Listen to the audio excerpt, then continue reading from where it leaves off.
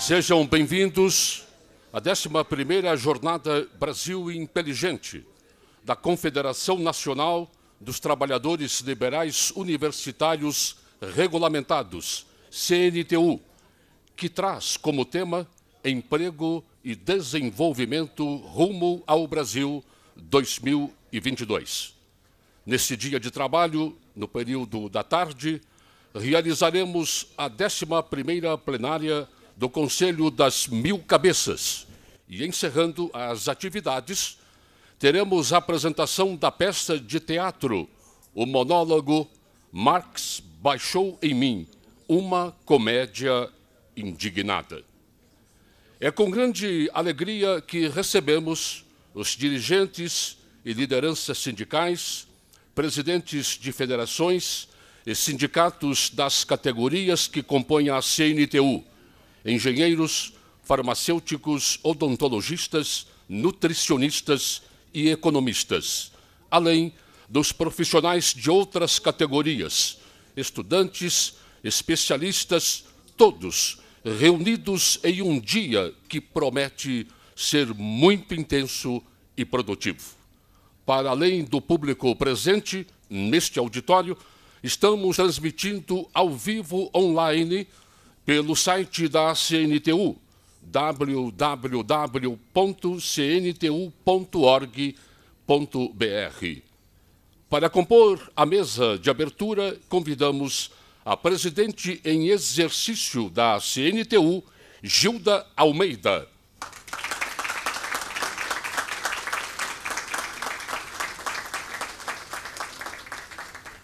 Ciro Ferreira Gomes, advogado e político brasileiro.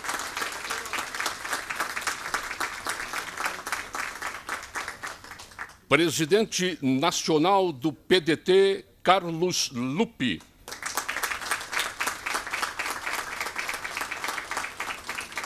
O deputado federal Ronaldo Lessa.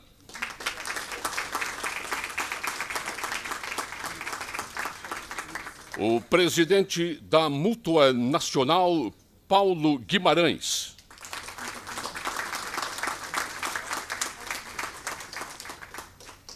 O presidente em exercício da Federação Nacional dos Engenheiros, Carlos Bastos Abraão.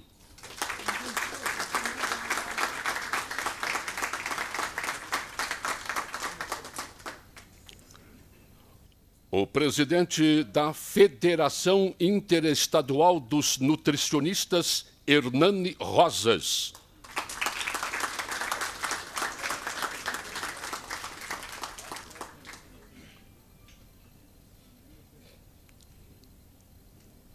O presidente da Federação Interestadual dos Odontologistas, José Carrijo Brum.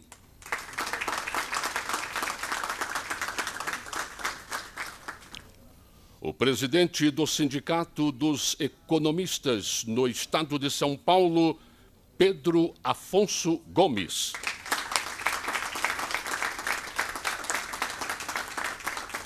E a representante da Federação Nacional dos Farmacêuticos, Maruza Carleto.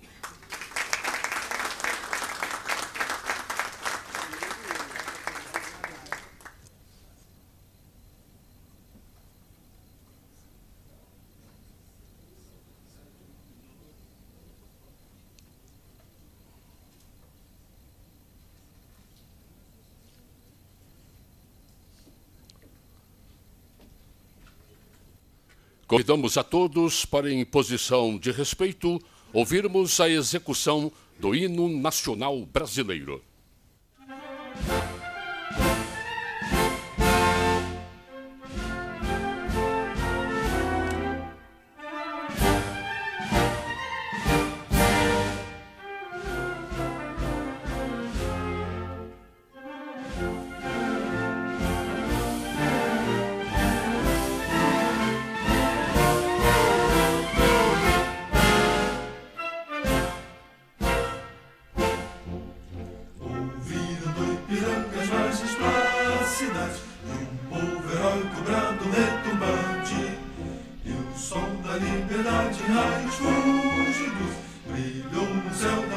nesse instante se o penhor dessa igualdade conseguimos conquistar com braço forte. Em teu seio, ó liberdade, desafia o nosso peito à própria morte. Ó pátria amada, toda a prata, salve, salve. Brasil, um sonho intenso, um raio vívido de amor e de esperança, a terra desce. Sem teu formoso céu risonho e límpido, a imagem do cruzeiro resplandece.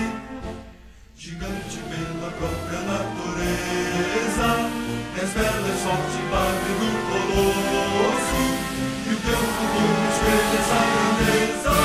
Terra adorada, entre outras mil és do Brasil, ó pátria amada. Dois filhos deste sol és mãe, gentil, pátria amada, Brasil.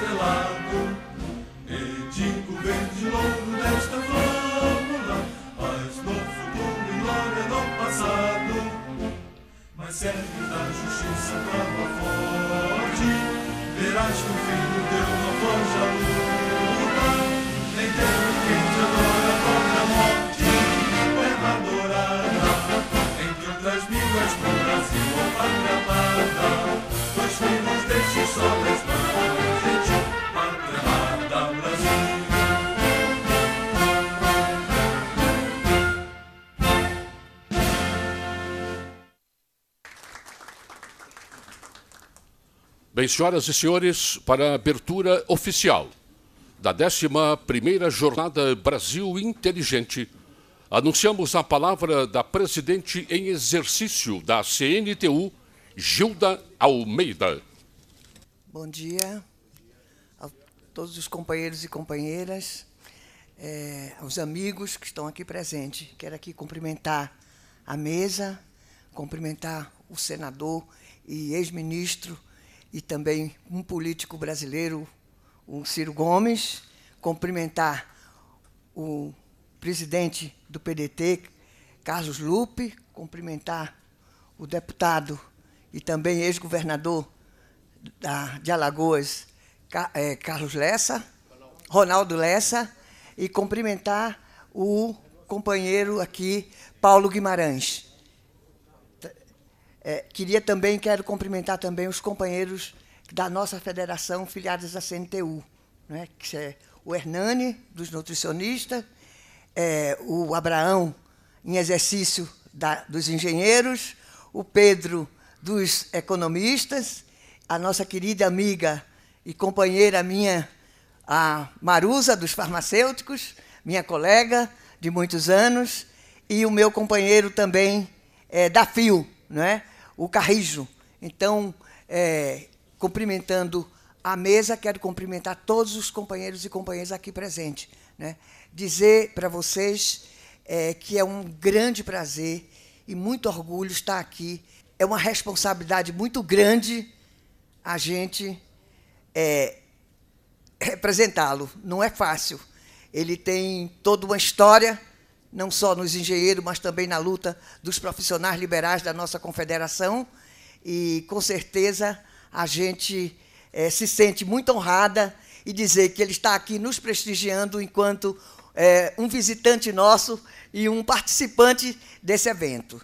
Quero dizer para vocês que esse evento é um evento fundamental no momento político em que nós estamos vivendo, né? Penso que hoje o país passa por um momento de crise econômica e do desemprego, da desindustrialização, e que discutir hoje a questão do desenvolvimento, discutir a industrialização, discutir emprego, significa que precisamos enfrentar essa questão da indústria no país. A desindustrialização provoca não só a falta de desenvolvimento, como o desemprego. Pensamos que esse evento vai dar um pontapé inicial nesse debate. Acho que é importante que a gente levante questões aqui para que a gente possa efetivamente sair daqui com uma carta representativa desse debate e com as reflexões que estamos fazendo aqui. Então, eu desejo a todos nós um grande evento e que a gente possa efetivamente participar e, no final, a gente sair daqui vitorioso com sucesso. A unidade de setores envolvido na defesa da nação, envolvido com a preocupação com o desenvolvimento do país, é outro tema que nós vamos levantar aqui e que é necessário que todos nós tenhamos essa preocupação. Portanto, eu desejo um bom evento, sucesso, e todos sejam bem-vindos. Aqui a mesa a gente deixa à vontade para quem quiser se pronunciar. Por favor. Obrigada, gente. Anunciamos a palavra do presidente da Mútua Nacional, Paulo Guimarães. Bom dia a todos e a todas. Gostaria de cumprimentar a mesa na pessoa da nossa companheira Gilda Almeida, né, e que nos representa nessa grande reunião de hoje, envolvendo todas as federações, e dizer que a Mútua, enquanto Caixa de Assistência dos Engenheiros, defende a engenharia unida.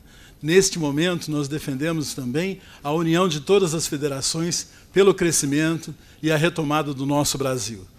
Excelente reunião e um bom dia a todos.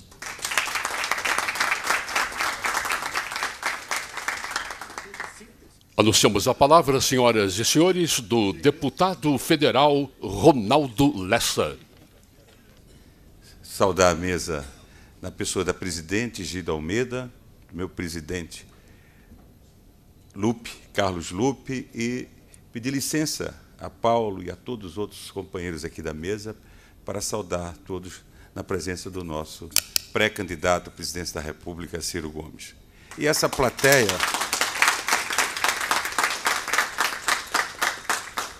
Eu abri mão da nominata para poder ganhar tempo, porque sei que o Ciro vai viajar e a gente precisa ouvi-lo, né? A minha casa é essa e a gente pode conversar outro dia, mas saudar toda essa plateia de amigos e pessoas que convivem com a gente todo dia. Quero dizer da minha alegria de estar aqui de novo nessa casa. A última vez que tive foi quando recebi uma homenagem o ano passado pela nossa categoria. Hoje a casa é mais ampla, nós estamos com a Confederação dos Profissionais Universitários do Brasil, que amplia, que faz com que a gente perceba e cresça na preocupação que temos de enfrentar os problemas que o país atravessa, não é? A frente tem caminhado, é uma coisa importante que nós estamos fazendo no país. Nós vamos agora para 12 estados brasileiros que, a despeito da nossa frente parlamentar mista no Congresso, cada estado brasileiro, pelo menos já é o 12º estado que se propõe a fazer, já tem Alagoas, já tem Distrito Federal, já tem o Acre, quer dizer, de norte a sul, isso está ampliando. E isso é uma das formas que a gente está encontrando para debater, para construir um projeto de nação.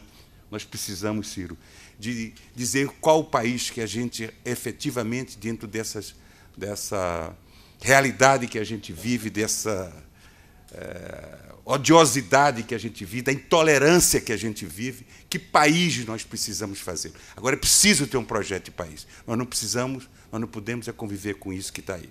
Portanto, eu apenas essa saudação, parabenizar a Confederação por isso, Gilda, todos vocês.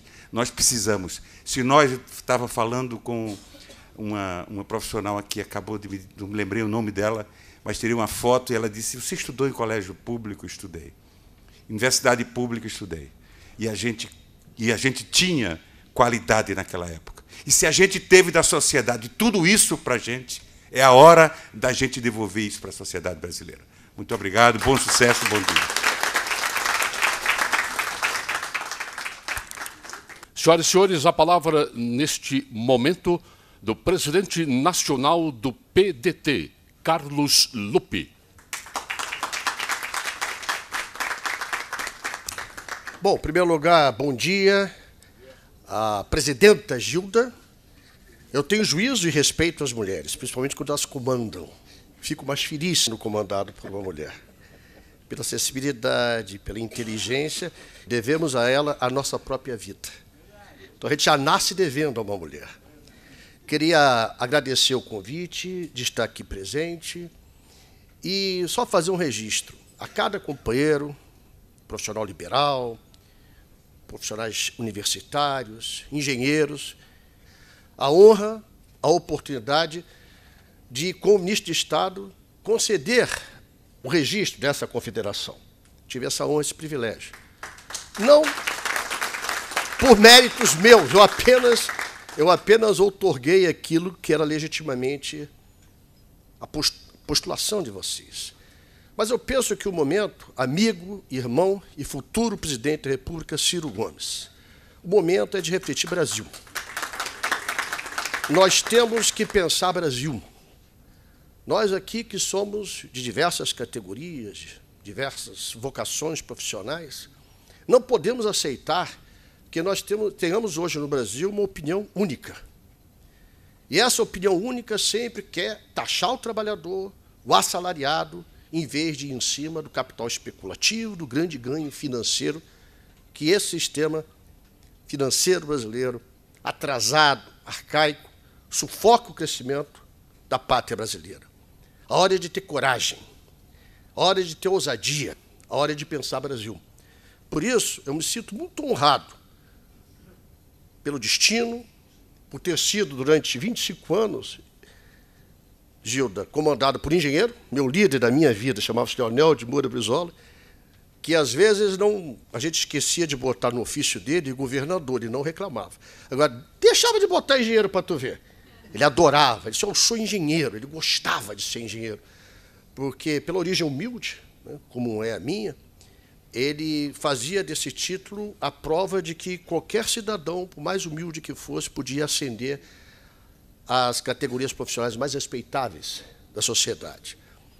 Então, eu penso que esse Brasil está precisando de homens como você, Ciro, com coragem, com ousadia e com um profundo conhecimento da realidade brasileira. Nós não tememos dizer que somos políticos.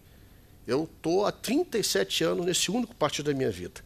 Ninguém nunca teve ousadia nem de me convidar para outro de tão ruim que eu sou.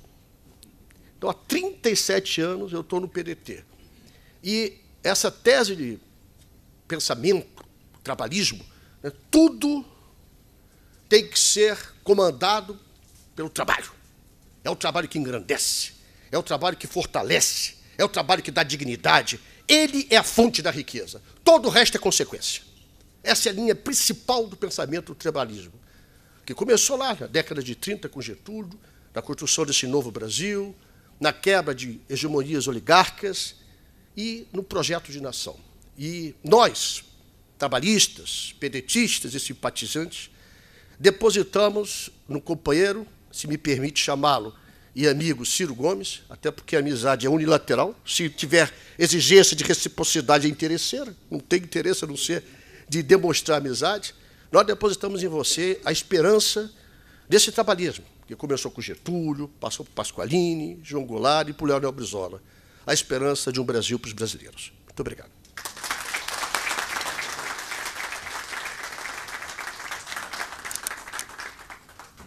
A palavra, senhoras e senhores, do advogado e político brasileiro Ciro Ferreira Gomes.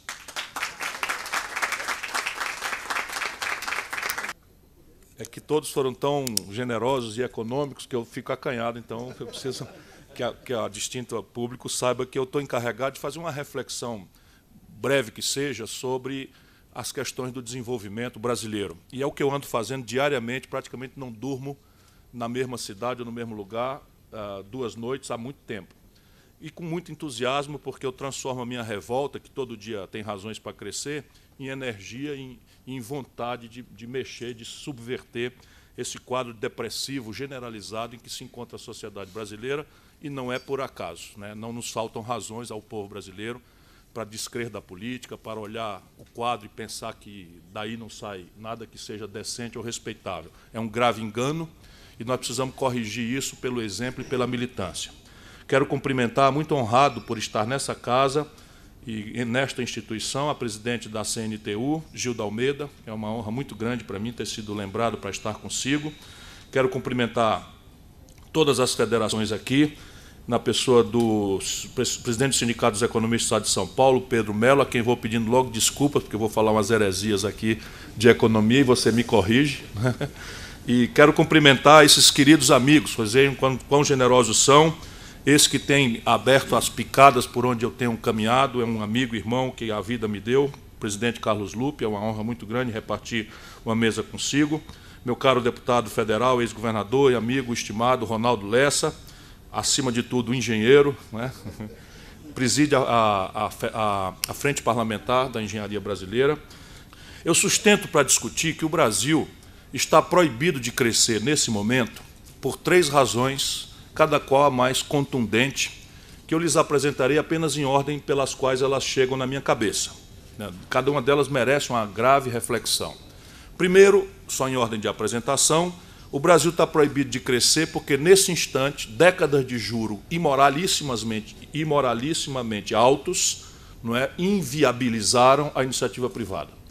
Antigamente, com uma economia fortemente oligopolizada, nós conseguimos repassar essa ineficiência para o consumidor, que não tinha alternativa senão sancionar essa ineficiência, dado que não havia concorrência. Modernamente, com o estresse da competição global, não é mais razoável, não se consegue mais, no mundo empresarial brasileiro, repassar esta e outras tantas ineficiências ao consumidor. Resultado, as empresas brasileiras, no último trimestre, não fizeram sequer caixa, não estou falando de rentabilidade, caixa para honrar a parcela vencida das dívidas que têm. Portanto, aqui está um primeiro vetor que proíbe o país de crescer. Não vou usar a palavra inibir, porque nós estamos interditados mesmo de crescer, na minha opinião. Segunda razão, um colapso nas finanças públicas. Por economia de tempo, eu lhes darei só o que está orçado este ano para investimento. Nos três níveis da Federação Brasileira, e todo mundo sabe que o orçamento é uma peça de ficção por regra, portanto, deve ser a prática muito pior do que o que eu vou anunciar, que já é em si uma tragédia.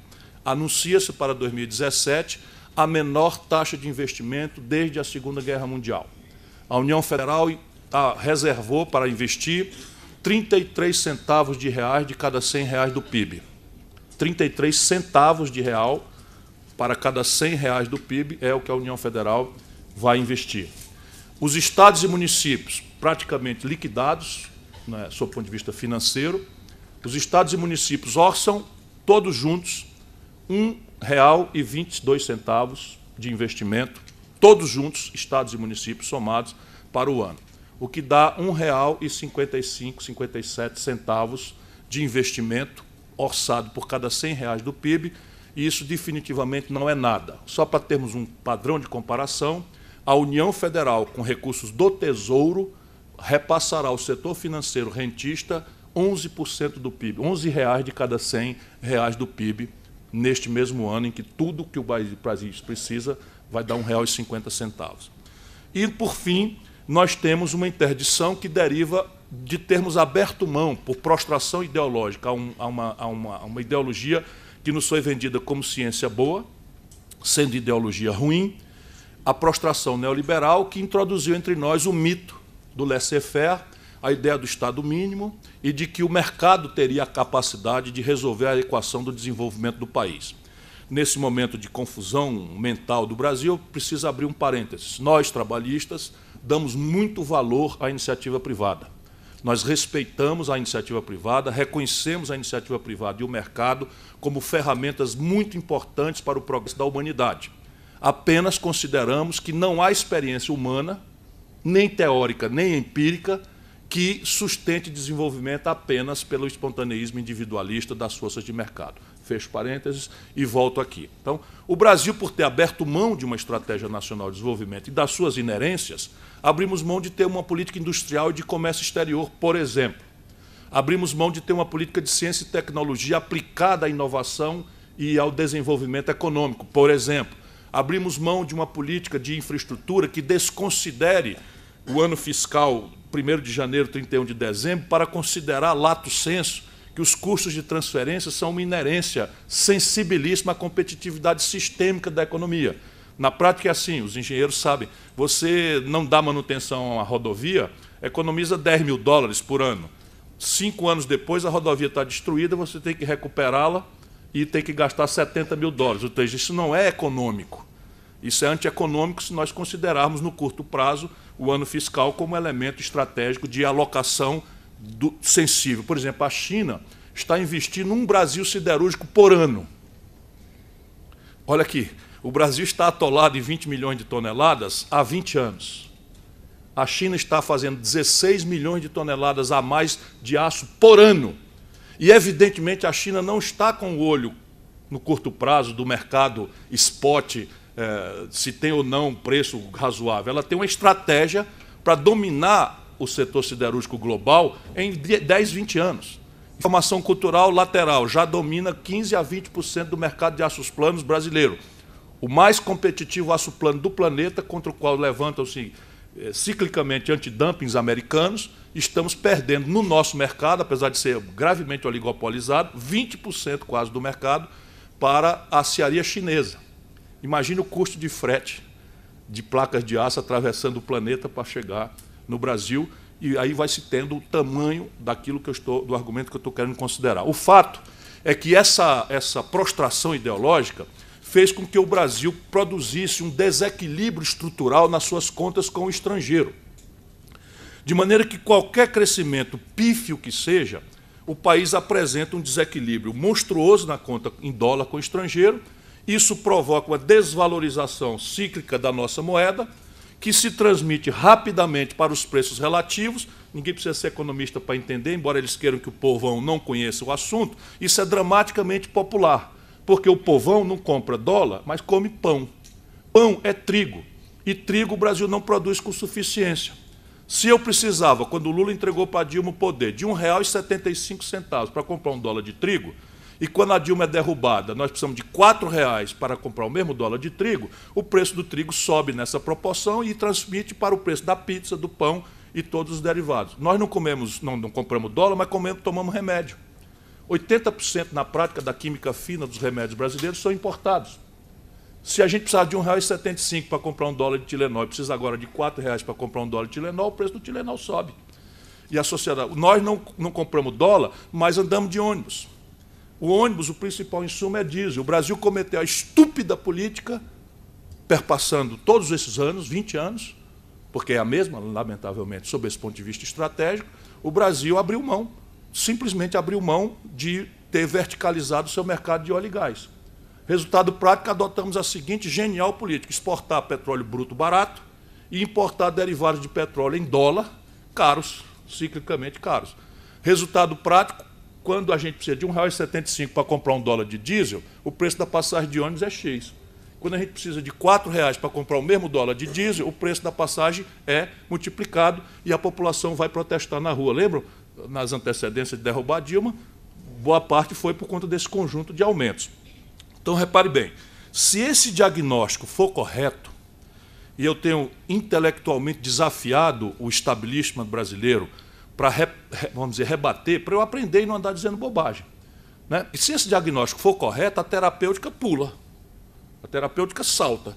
E aí nós vamos ver basicamente o seguinte: em 1980, arbitrando que, nesse ano, o velho modelo nacional desenvolvimentista claudicou, e é bom que a gente diga, em tempos de depressão coletiva, que o Brasil, entre 30 e 80, que são 50 anos, meio século, o Brasil saiu do nada, da agricultura de subsistência e de excedentes extraídos na monocultura do café aqui para baixo e da cana-de-açúcar lá para cima, para se transformar na 15ª economia industrial do planeta.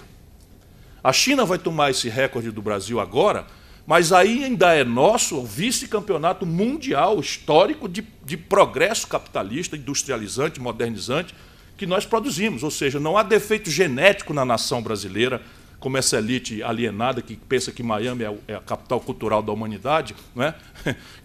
Que o Brasil tem algum problema estratégico. Não tem. Quando nós nos coesionamos, ou pelo menos estabelecemos politicamente uma hegemonia moral e intelectual que guiasse as nossas energias, nós produzimos esse prodígio. Um prodígio absolutamente extraordinário, que é nosso. E está aí para a gente mostrar na nossa própria história qual é o tipo de economia política que produz resultados eficazes no Brasil. E definitivamente não é copiar os manuais de Chicago que não funcionaram na América. A crise de 2008 desmoraliza intelectualmente, teoricamente, tecnicamente, até os memorandos modernos do FMI revelam a inconsistência teórica desse paradigma que hoje está sendo mofadamente reposto em vigor no Brasil por um governo autoritário, ilegítimo e golpista, pelo menos na minha opinião.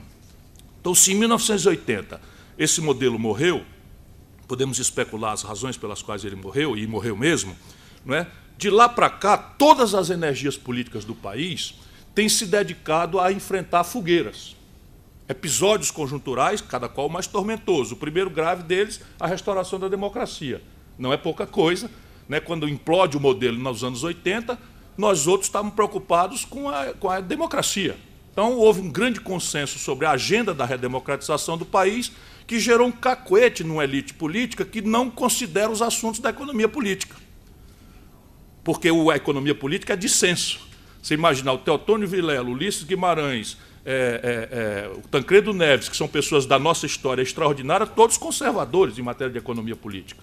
Mas estava ali o Miguel Arraes, estava Leonel Brizola, todos no consenso da redemocratização, que já pensam em economia política nacional e popular e socialista, em alguns casos, concretamente, o PDT é da Internacional Socialista. Então, esse debate foi posto ao lado em nome da emergência da redemocratização. Não acho que tenha sido errado, não.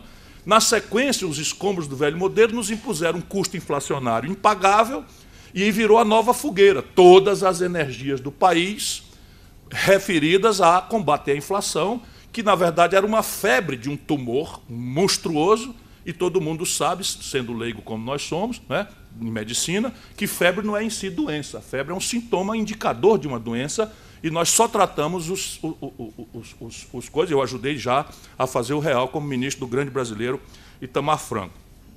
Só que o Brasil, em 1980, representava, em matéria de comércio internacional, algo ao redor de 1% do comércio do mundo.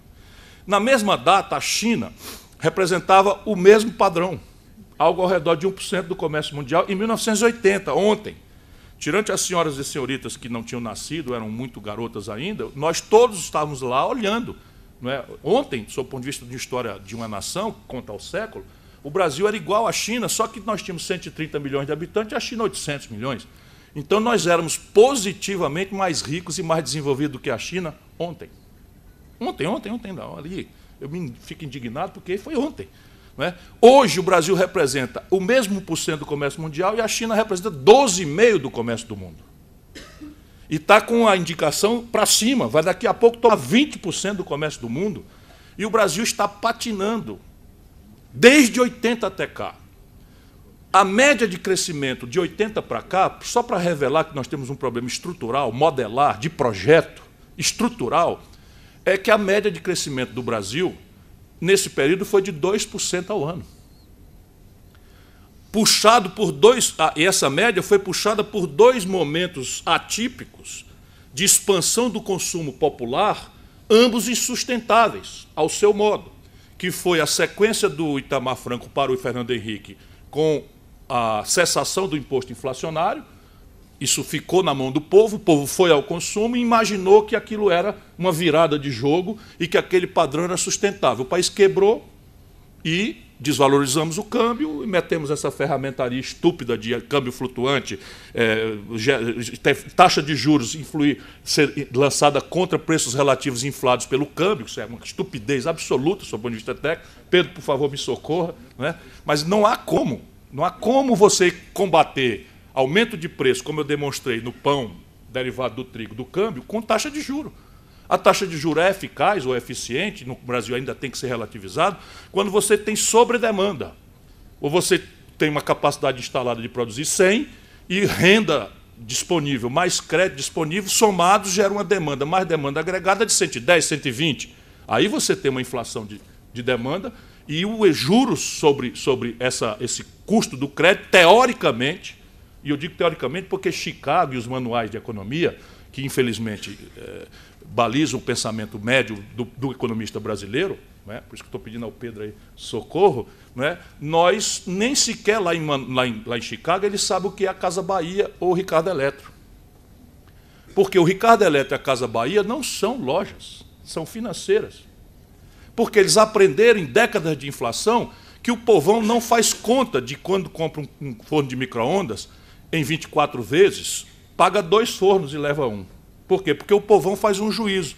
Tem a aspiração de consumo moderna, não pode pagar com a renda que tem, então o Ricardo Eletro baliza a prestação de maneira que caiba no bolso dele no mês.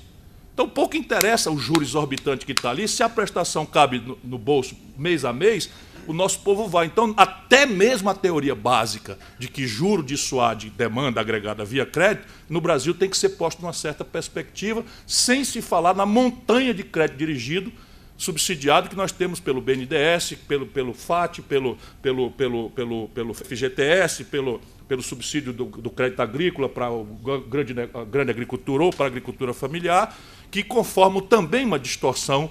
E aí você pega um pouco de crédito livre que tem e estabelece uma exorbitante taxa de juros que volta com um custo fiscal impagável, que vai explicar o colapso das finanças públicas, e só isso explica, nada mais.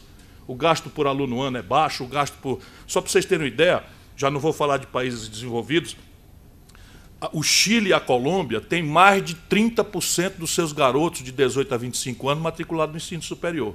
Com toda a expansão que aconteceu no Brasil, nós temos ridículos 16% apenas. Em pleno século XXI, nós temos matrícula para 16% dos garotos e garotas de 18 a 25 anos no Brasil. Não é possível imaginar desenvolvimento nessas bases.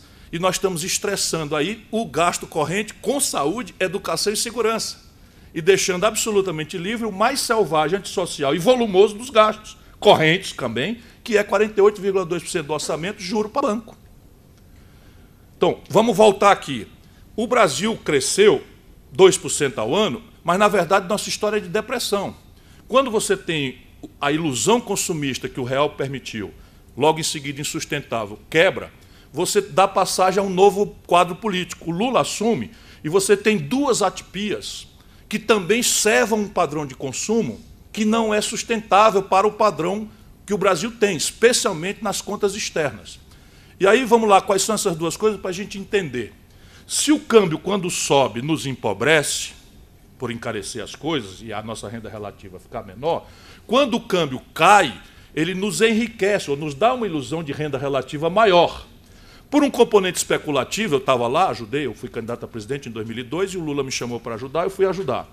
Até o primeiro mandato deu para ficar, depois já não deu mais para mim, pelo que estava acontecendo.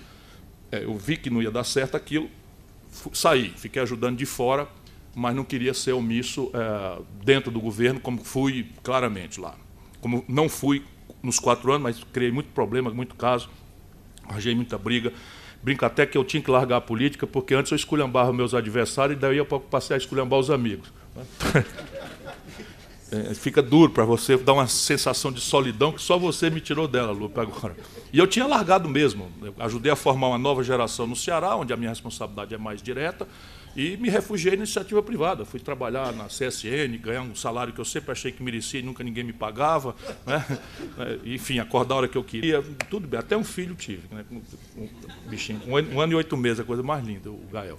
Pois bem, O Lula, quando entra por um componente especulativo, o câmbio estaria a preço de hoje a R$ 9,20. Só para vocês terem ideia, a taxa de câmbio hoje está em 3,15, 3,20. Se nós atualizássemos, no dia que o Lula tomou posse, o câmbio estava a R$ 9,20. Ou seja, nós estávamos com uma renda que para comprar $1 de pão, de trigo, de não sei o que e tal, precisávamos de R$ 9,20. Quando o Lula termina o 8º ano dele entrega para Dilma, nós estávamos precisando de R$ 1,75 a taxa de câmbio. Portanto, houve um enriquecimento relativo, ou seja, a renda pôde comprar mais por conta da cessação desse ciclo especulativo na taxa de câmbio.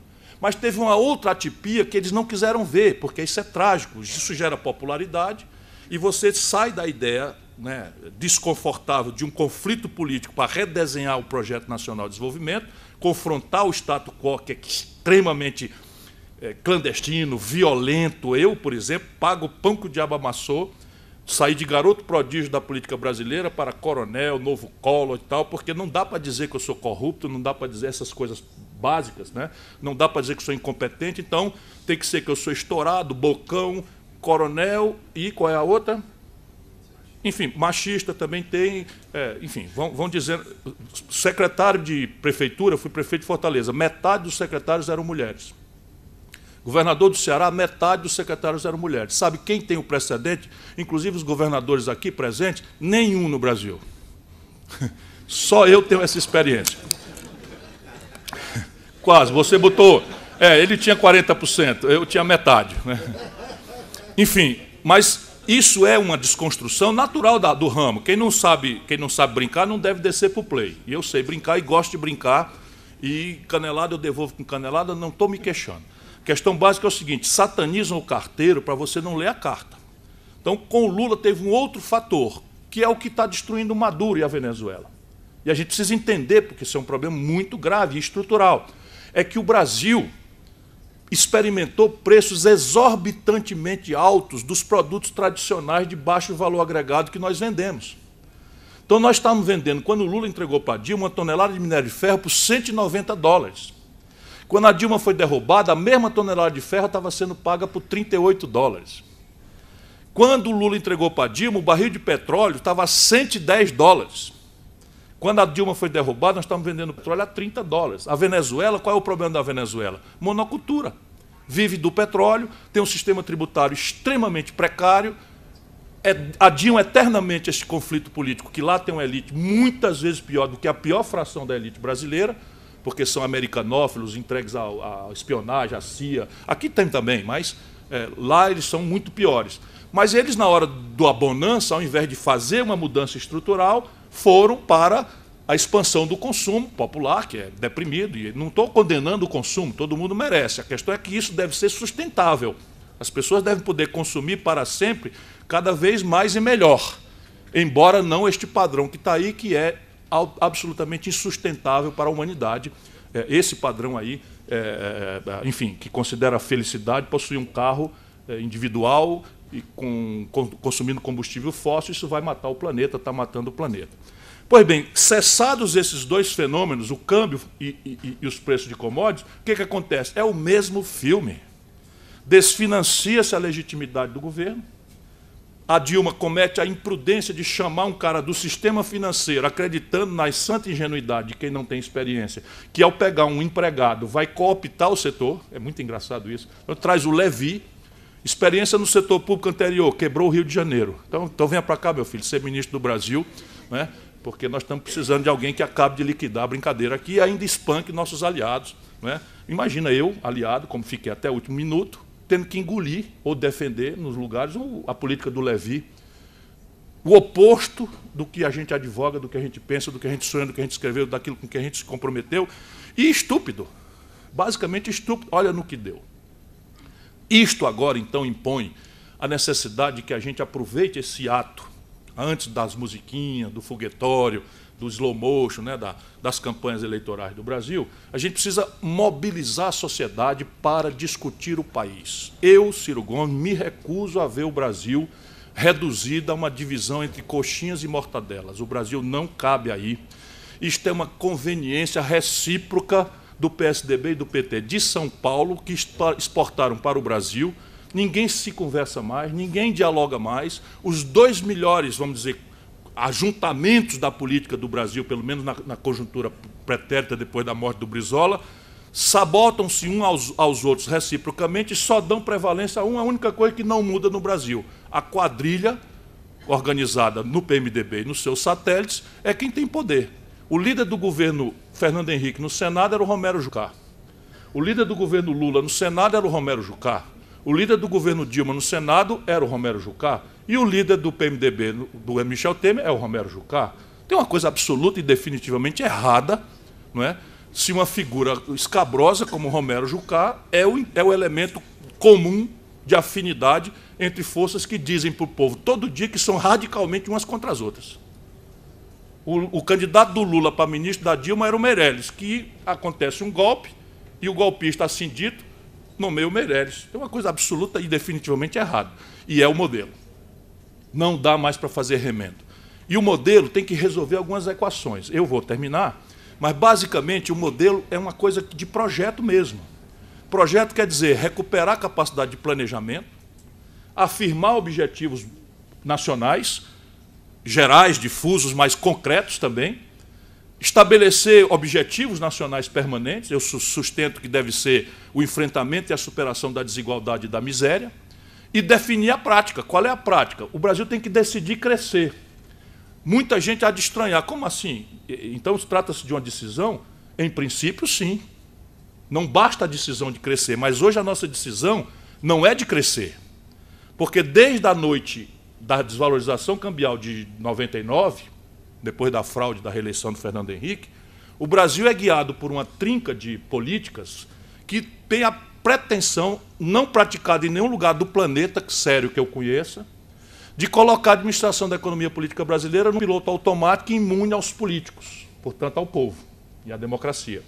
Basicamente, o Brasil obrigou-se a meta de inflação, câmbio flutuante e superávit primário. Como nós temos, né, um desequilíbrio estrutural, o câmbio flutua, e flutua pela doença holandesa, hostil a quem produz no Brasil. É um câmbio que desestimula a produção, tira a competitividade sistêmica da indústria brasileira e estimula o consumismo insustentável, gerando, ciclicamente, rupturas, desvalorizações e aportes explosivos de juros que vão erodir a questão da conta pública. E isso é um filme que já se repetiu por 3 vezes, estruturalmente. E vai ser cada dia mais grave, se nós não interrompermos esse itinerário. Depois você tem a questão de superávit, eu já citei aqui um exemplo, não é que a conta pública deva ser deficitária, eu não tenho um dia de déficit na minha longa vida pública. Fui ministro da Fazenda do Brasil, fui governador do Ceará, que é o 8º estado brasileiro, fui prefeito da 5ª cidade, eu não tenho um dia de déficit. Ao contrário, para quem quer discutir, eu, governador, tinha tanta sobra de recursos que tirei 3, 4% da receita do estado corrente e fui ao mercado e comprei 100% da dívida mobiliária do Ceará com 15 anos de antecedência do seu vencimento. Em vez de fazer o meu governo gastar um pouquinho mais, eu fui lá e protegi o Ceará dessa estupidez de juro alto que quebrou o Banespa, quebrou o Banerj, quebrou 17 estados brasileiros quebrados hoje. Portanto, ninguém me confunda. Mas não é razoável que você vá buscar superávit primário deprimindo o que não é depressível e conservando essa estratégia louca de cobrar taxa de juros num momento como esse, em que uma janela internacional de juro negativo e vários indicadores de inflação aqui dentro deflacionando, você está com juro real superior a 6% ao ano, quando a média de rentabilidade do negócio é muito mais baixa do que essa. E aí você tem claramente qual é o caminho de crescer. O Brasil precisa se reindustrializar. Acho que eu já falei e vou repetir. Hoje, a proporção da indústria na riqueza brasileira, que já foi 30% na década de 80, caiu para 8%. O equivalente ao que éramos em 1910.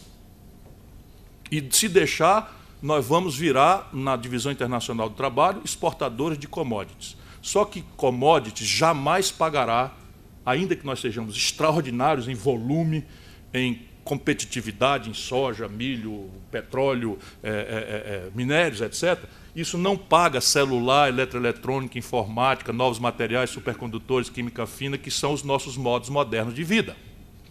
Portanto, nós precisamos reindustrializar o Brasil. E a pista flagrante daqui são 4 blocos em que, relativamente, nós podemos economizar 100 bilhões de dólares por ano. Estou falando do complexo industrial de óleo e gás, estou falando do complexo industrial do agronegócio, estou falando do complexo industrial da defesa e estou falando do complexo industrial da saúde. Só para vocês terem uma ideia, por que esses 4? Porque aqui, acesso a mercado, tecnologia, financiamento, são praticamente menos graves, menos em defesa, que é muito delicado, o resto é mais acessível. O Brasil tem na Petrobras capacidade de expertise para verticalizar a sua indústria de óleo e gás em 10 anos. Sabe quanto custa? Metade da renúncia fiscal que a presidenta Dilma fez no ano 2013. No ano 2013, a presidenta Dilma Rousseff, orientada pelos extraordinários magos, confrontou a crise que estava começando, que era uma crise estrutural, porque os preços internacionais caíram, fazendo renúncia fiscal de 84 bilhões de reais num único ano, absolutamente concentrado em oligopólios da indústria automobilística e eletroeletrônica, que, por sua vez, pintou tudo de verde e remeteu lucros que não tiveram para o estrangeiro. E o país não teve um emprego em troca disso e continuamos fazendo essa renúncia fiscal ano a ano. Metade dessa renúncia fiscal paga 2 refinarias premium numa puxada de capital da Petrobras. Portanto, o dinheiro está aí, o mercado está revelado, a tecnologia, a expertise estão aí, a engenharia brasileira ainda é capaz de encarar estes desafios. Em matéria de defesa, é um pouco mais sensível, porque nós estamos falando de microeletrônica, satélite, propulsão nuclear, uma série de questões. Mas um novo arranjo internacional, que o país tinha começado a fazer e estão destruindo, é uma das razões centrais do golpe, pode, no BRICS, garantir essas coisas. O BRICS pode nos dar as transferências tecnológicas sensíveis em todas essas áreas, para que a gente não cometa o vexame de fazendo comunicação militar para o satélite estrangeiro e guiando a mira dos nossos canhões e dos nossos aviões e navios com GPS americano. Né? E não pense que eu estou com vontade de ir à guerra contra ninguém. Não é isto. É que agora o Trump anunciou que considera, entre as questões que ele está cogitando para olhar a crise da Venezuela, uma intervenção militar. Século XXI, ano 2017, o Trump dizendo que pode considerar uma opção militar. E este canalha que nos governa, não dá nesse momento para falar diferente, convidou as tropas americanas para fazer exercícios militares com as nossas na Amazônia e na fronteira da Venezuela. Então, nós temos que ter uma defesa, não é para brigar com ninguém, é para poder mandar no nosso próprio nariz. Isto tudo é o que vocês precisam fazer. Vou terminar. A sociedade civil brasileira é extraordinariamente exuberante na democratização. Mas essa exuberância da sociedade civil brasileira, a esta altura, também gerou uma deformação. É que há falta de projeto. Cada um dos nossos grupos de interesses no país organizou-se ao redor de uma agenda fragmentária. Então, nós temos movimentos atingidos por barragem, nós temos um movimento feminista, nós temos um movimento LGBT, nós temos um movimento dos sem-teto, nós temos um movimento dos sem-terra, nós temos um movimento dos negros, nós temos um movimento de tudo. Só que a soma dos interesses fragmentários de uma nação não é o interesse nacional. E o interesse nacional está sem patrocínio, sem debate, sem audiência. Por isso, viva a iniciativa de vocês, que tendo uma agenda dura, difícil, do desmonte do sindicalismo, da afronta dos direitos trabalhistas, da confrontação do mínimo seguridade social que nós conquistamos aí a duras penas ao longo de anos e décadas de luta dos nossos ancestrais, celebram um momento de discutir o nosso país. É isso que vai nos dar saída. Obrigado pela atenção.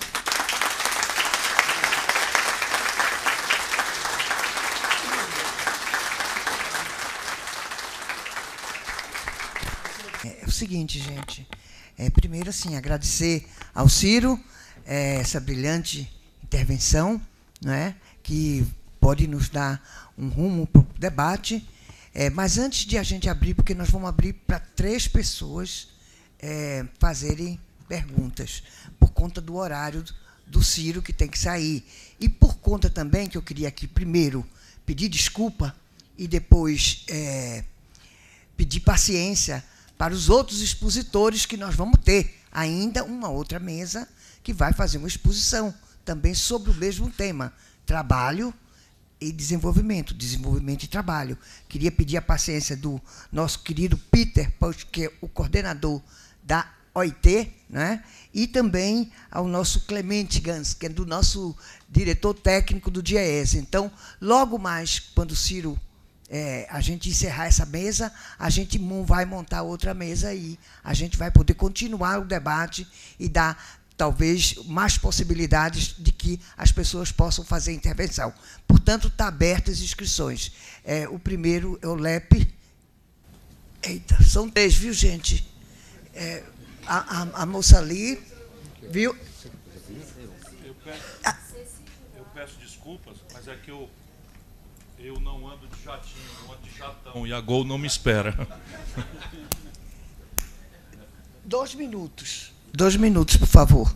Não, serei rápido. Bom, primeiro, parabenizar o Ciro pela sua exposição. A gente já conhece, acompanha a política nacional, e a gente tem visto os seus debates, as suas informações e o nível que você nos traz, tanto nos vídeos quanto nos debates que você participa. E parabenizar também a CNTU por este evento. Mas, Ciro, em que pese aqui nós estamos discutindo o emprego e o desenvolvimento, nós sabemos aí dos 14 milhões de desempregados, nós sabemos das dificuldades e principalmente das reformas. Mas tem uma reforma que a sociedade ela tem uma dificuldade muito grande de entender e de participar, principalmente participar, e nós somos cobrados, que é a reforma política. Eu queria saber de você o que você pensa do Distritão e dessa reforma política que está posta aí, e que a sociedade é cobrada, mas muitas das vezes nós temos dificuldades da participação e do entendimento. Obrigado. Obrigada, Lepe.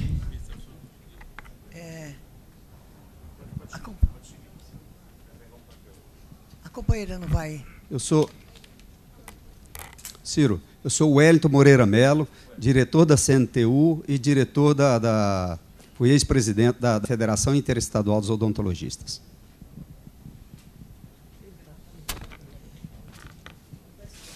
Ciro, bom dia. Meu nome é Francisca Dalgisa, sou diretora-presidente da APU, que é a Associação dos Profissionais Universitários da Sabesp do Estado de São Paulo. A gente tem uma grande preocupação no país, porque a gente está vendo o desmonte, a entrega de todo o patrimônio nacional, né?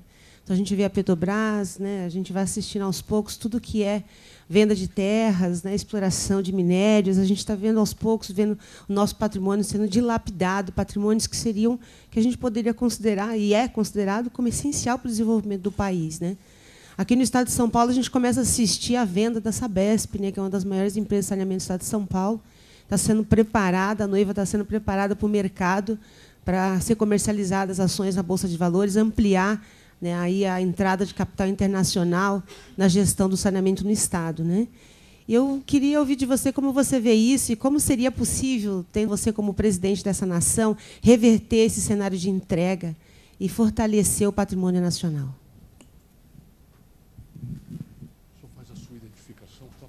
Nestor Tupinambá, sou do trabalho no metrô e também sou delegado sindical aqui no Sindicato dos Engenheiros. Ciro, eu queria saber, eu não sou economista, mas tenho uma burrice enorme, porque ninguém vai poder comprar. Nos governos anteriores, nós tínhamos uma transferência de renda através de Bolsa Família, através da valorização da aposentadoria, do salário mínimo, etc. Hoje, vai tudo ao contrário. Quer dizer, está sugando essa renda do pobre, do povo, né? Transferindo para a elite, que está dando um tiro no pé. Quer dizer, quem vai comprar alguma coisa aqui? É isso? A próxima é a Ceci. Está aí? Ah, tá. Bom e dia a depois todos. a gente vai passar para o Ciro. Parabéns, Ciro, por suas posições corajosas e claras. Meu nome é Ceci Juruá, sou ex-companheira do PDT, e pedi a palavra até para ajudá-lo.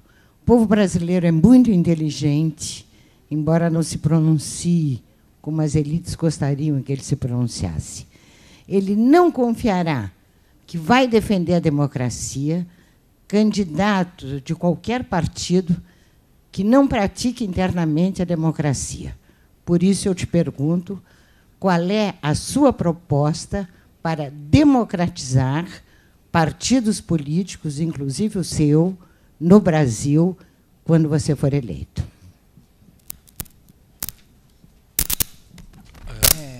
passar para o Ciro, ele vai responder e fazer as considerações finais, para depois a gente iniciar outra mesa.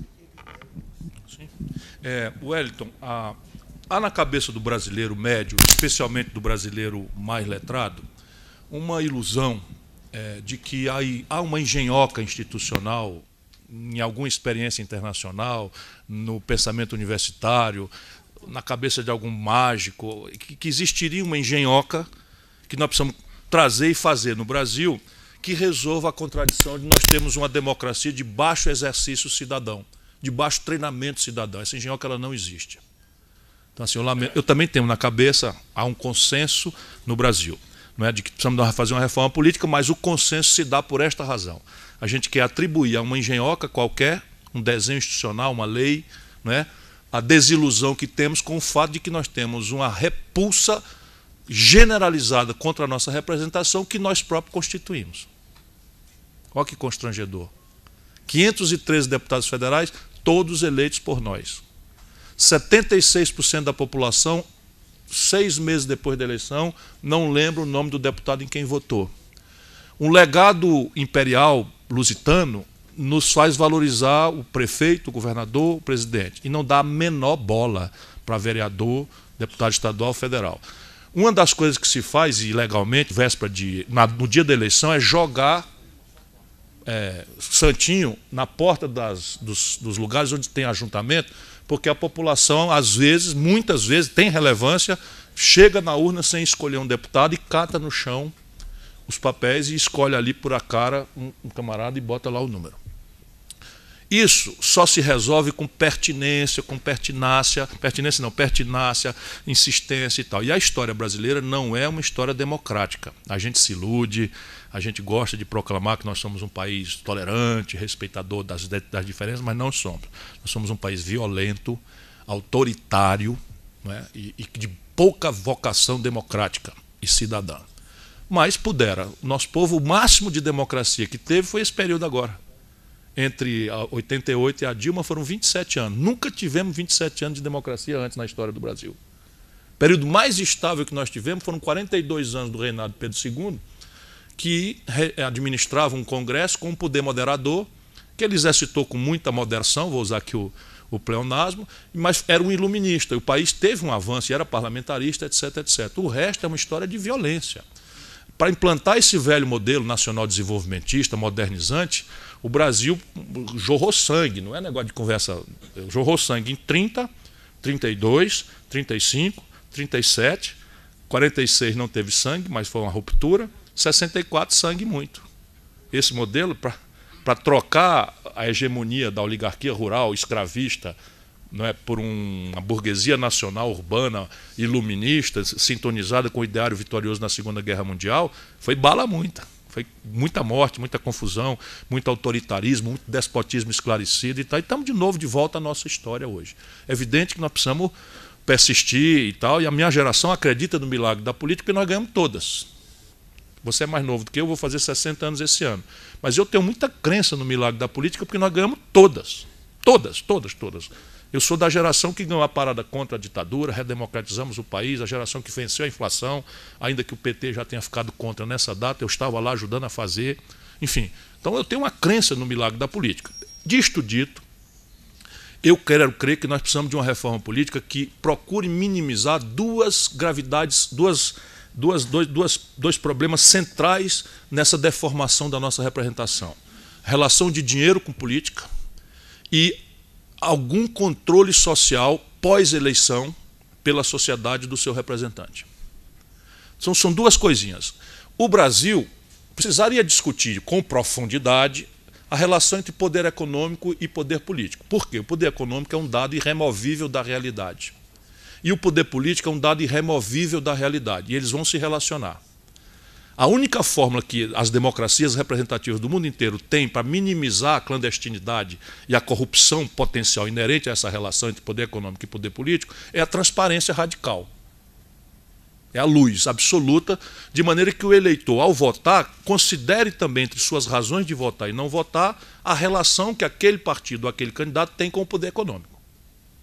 Por exemplo, se eu estou dizendo aqui que o país precisa se reindustrializar, eu estou dando centralidade a um marco de economia política que vai privilegiar a indústria. Então não haveria, teoricamente, uma imoralidade se o interesse geral do país coincidir com o interesse orgânico de uma fração do interesse do poder econômico, que é a indústria. Só que, neste momento, isso é uma questão que vai fundo na questão da moral vigente nas civilizações. Então, na eleição do Trump agora, esse assunto explodiu nos Estados Unidos, porque ele é um bilionário e, para ele, o dinheiro não é problema. Então, alguém entrou e a Suprema Corte recebeu. Lá nos Estados Unidos, os processos não entram na Suprema Corte porque um código diz que entra. Qualquer cidadão pode chegar e o Supremo diz ali, a Suprema Corte diz se vai olhar ou não vai olhar aquele assunto, na porta. E eles aceitaram olhar porque tinha uma centralidade no debate. E, por esmagadoríssima maioria, a Suprema Corte americana entendeu que não deveria haver nenhum tipo de restrição à presença do poder econômico na política, porque, olha aí o que é a moral luterana, porque o poder econômico é uma inerência do direito à livre expressão, que é cláusula pétrea na Constituição. Moral luterana. Né? A nossa moral é católica. Portanto, em princípio, a gente considera dinheiro uma coisa meio diabólica, pecaminosa. Né? E eles consideram um dom de Deus.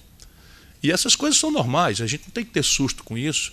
Portanto, respeitando esse momento, eu advogo que nós deveríamos fazer uma transição com o financiamento público das campanhas, porém, radicalizando o barateamento das campanhas. Eu chego a propor, não sei se o meu partido concordaria, porque isso eu ainda estou falando como livre pensador, eu chego a propor que as próximas campanhas sejam estatizadas.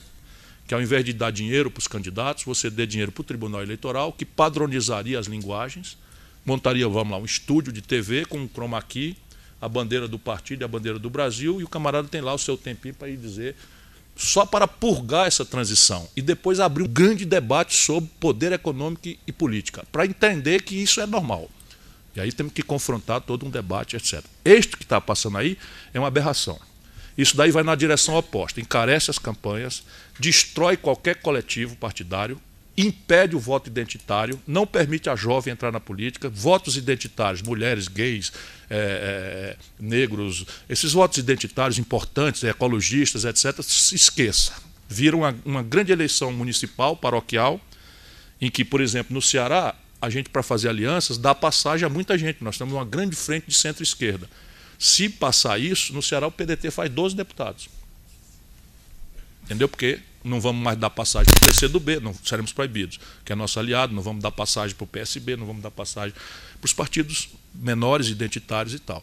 Então, nós somos contra isso que está aí. Né? E consideramos que esse fundo, feito neste momento, é um verdadeiro bufete no rosto do povo brasileiro. Francisca, o desmonte do Estado brasileiro está em marcha, é preciso revertê-lo e anunciar, eu tenho inclusive provocado os meus ilustres competidores potenciais, né, Marina, Lula, etc., para que repitam o que eu estou dizendo, porque isso importa em certo desgaste, mas nós precisamos estabelecer alguns consensos. Por exemplo, a lei de partilha que foi revogada, que reservava para Petrobras, não é, e, portanto, para os royalties para a educação, etc., 20%, foi revogada. Eu estou anunciando publicamente, e vou repetir aqui, que uma vez eu chegando à presidência, um dia, se eu tiver essa aventura de servir ao Brasil, eu revogo. Revogo.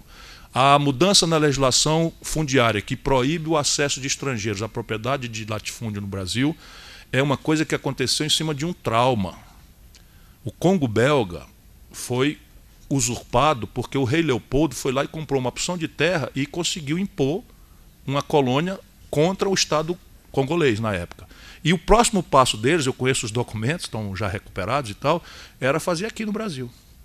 E nós então botamos o rei Leopoldo para correr e introduzimos a lei que proíbe. Hoje em dia, se a gente deixar, a China compra o território brasileiro. E eu também tenho anunciado que qualquer terra brasileira que for vendida para estrangeiro nessa mudança será objeto prioritário da reforma agrária no meu governo. Será desapropriada e objeto prioritário. Eu tô com isso aí não é para ser valente, não. Isso aí é para introduzir alguma insegurança política para que esses empreendedores não façam isto.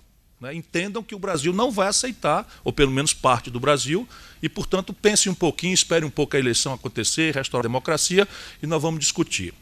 Sob o ponto de vista de privatização, vocês da Sabesp têm que ajudar o povo a entender, porque o povo é muito zangado conosco do serviço público.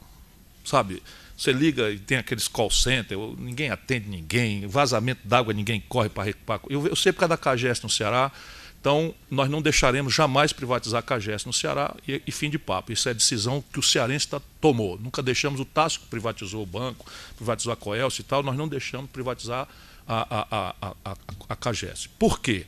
A gente mostrou para o povo cearense que o vibrião da cólera, ele não escolhe a renda.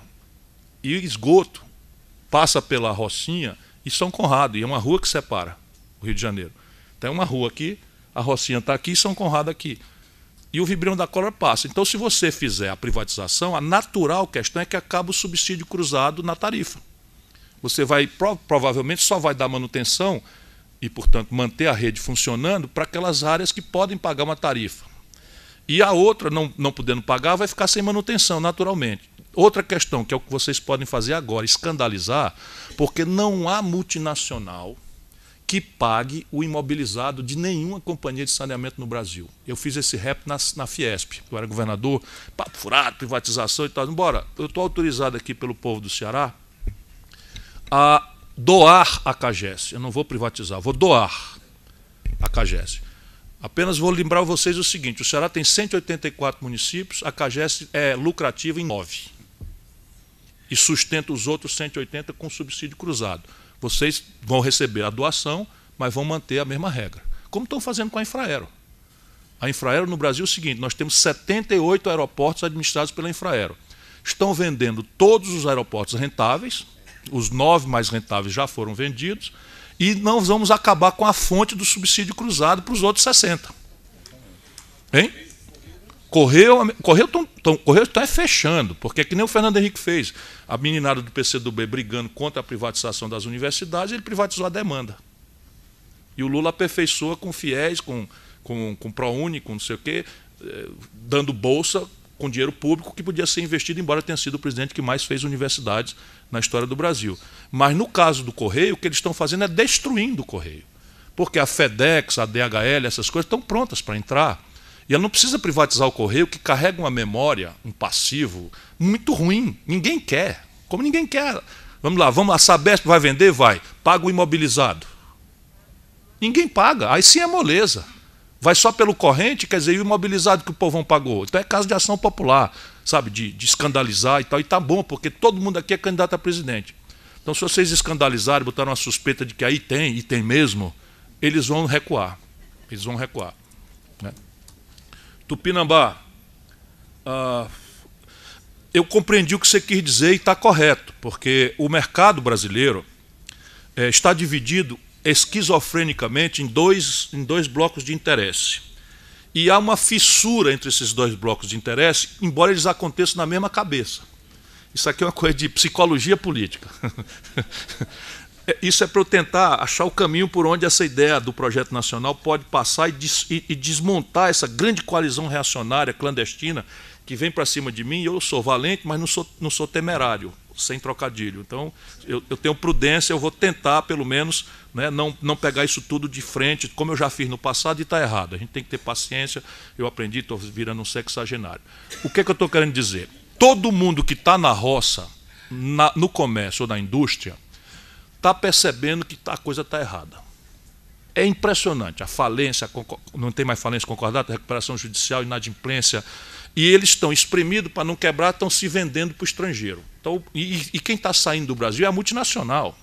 Fica toda essa política estúpida tem como premissa recuperar confiança para o investidor estrangeiro. Você nunca houve isso na história da humanidade. O investidor estrangeiro bota dinheiro onde tem rentabilidade. E no Brasil você está com 70% de capacidade instalada ocupado, 30% ociosos. Vai investir como? Vai investir o quê para expandir capacidade ociosa? Quem é que faz isso no mundo? Né? Vai ver quem é o maior destino mundial de investimento direto estrangeiro é a China, cuja institucionalidade é ininteligível. Quem quiser entender a China, vá para lá e passe um ano estudando em mandarim, porque se for em português com tradutor já não vai entender igual também. Aliás, estou indo para lá agora, dia 28, convite da Universidade de Pequim e de algumas agências públicas lá. Então, repare, na produção, eles, empresários, estão achando que tem uma coisa errada. Mas, ao pessoa física extraírem algum excedente e hospedarem no rentismo, ganhando fortuna na moleza, eles ficam criptoconservadores nesta que é a grande perversão. E aí demandam do poder político estressar os outros custos de produção que atrapalham a competitividade sistêmica, a saber, os custos previdenciários, os custos trabalhistas e os custos tributários. Então, é preciso que a gente faça um movimento em que a taxa de juros venha para um patamar abaixo da rentabilidade média dos negócios, ou seja, trazer a taxa de juros para, sabe, o juro internacional mais o risco Brasil. Isso significaria hoje não mais do que 4,5%, 5%, olhe lá. Já trairia de 9% para coisa. Isso traz aí. Então, começa uma fração do capital a sair do rentismo para buscar rentabilidade na construção civil, para buscar rentabilidade. E se você preparar o manual de investimento aqui nesses grandes complexos industriais, você começa a estabelecer o nexo dialético de uma coisa com a outra. Portanto, agora, o empresário, ele sabe que o custo do trabalho, individualmente, microeconomicamente, é um elemento da competitividade dele. Vamos traduzir aqui em miúdos. Se eu tiver uma padaria nessa esquina, e o Lupe tiver a mesma padaria na outra esquina, e o Lupe, porque é generoso, ministro do Trabalho, pagar salário maior do que eu pagar, eu quebro. Portanto, salário é custo, sob o ponto de vista da concorrência microeconômica. Porém, o que nós precisamos entender, isso é a economia política, é o Estado, é a política que formula, que a soma dos salários, ou seja, a proporção dos salários na renda nacional, é que dá a plataforma de partida, que está na inteligência da sua pergunta, para a escala da economia. Portanto, a soma dos salários é uma coisa boa para o conjunto do empresariado, porque é ela que vai dar a massa de partida para o ganho de escala, para ele suportar a competição local e internacional. Não por acaso, a economia mais agressivamente competitiva do planeta é aquela que tem o maior custo por hora trabalhada do mundo, que é a Alemanha. A China está ultrapassando o Brasil por custo de hora trabalhada. Então não é por vileza de salário que se vai fazer progresso. Nunca houve isso na história da humanidade. Temos clareza disso, nunca houve isso na história da humanidade. Toda a história humana é, não por acaso, o país rico, que está mais gravemente desigual e piorando, e decrescendo e empobrecendo, é a América do Norte, onde a prática da desregulação do mercado de trabalho é a mais radical do mundo capitalista. Então, a Alemanha tem o maior custo por hora trabalhada, os países nórdicos têm renda mínima. Renda mínima não como política social compensatória, renda mínima como substituição de salário, que será o desafio logo mais para nós. Ainda não é, porque temos esses grandes complexos industriais, que é uma agenda do século XX, não praticada, né? Mas daqui a pouco nós vamos ter que começar a pensar nisso também, porque não é mais a indústria que emprega. E isso tudo é um desafio para o Brasil, né? E por fim, saúde.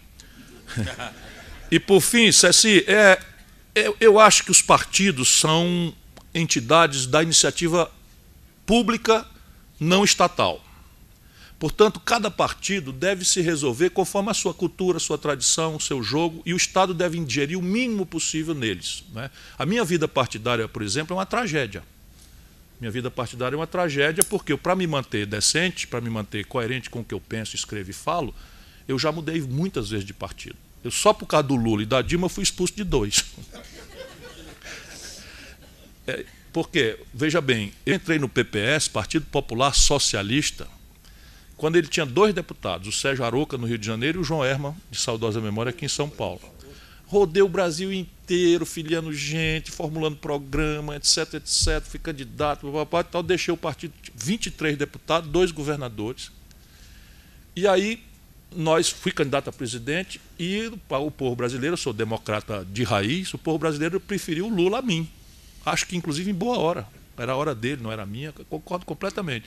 E aí a primeira vez na história da América Latina, ou do mundo ocidental, que um operário, egresso da luta do povo, vira presidente da República, e o camarada dono, ou chefe, ou líder do Partido Popular Socialista, resolve se aliar ao PFL contra.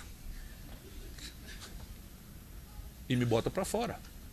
E aí eu que tenho que explicar aí para os radialistas, os speakers e tal, porque eu mudo de partido. Eu tinha ajudado a fundar o PSDB. Lá atrás, Nós, enojados com o coercismo, que não sei o quê, com a esculhambação e corrupção do PMDB, resolvemos só Vestal, tudo gente séria, tudo só nós é que sabíamos da verdade. Só nós. Lembra, Lupe? Ixi, Nossa Senhora, a tucanada, a reunião de tucana era um negócio que pisar no chão era meio difícil, era só voador. Aí eu me elejo governador, o único governador, o primeiro governador, o mais jovem governador, o governador mais popular, renunciou às pressas, assume o Ministério da Fazenda, ajuda a fazer o real. Fernando Henrique dá uma rasteira no taço, se elege, se junta com o PFL e faz tudo o contrário do que a gente prometeu. Aí eu largo a política, vou embora para os Estados Unidos, vou virar acadêmico, intelectual e tal, e eu que tenho que explicar porque que mudei de partido.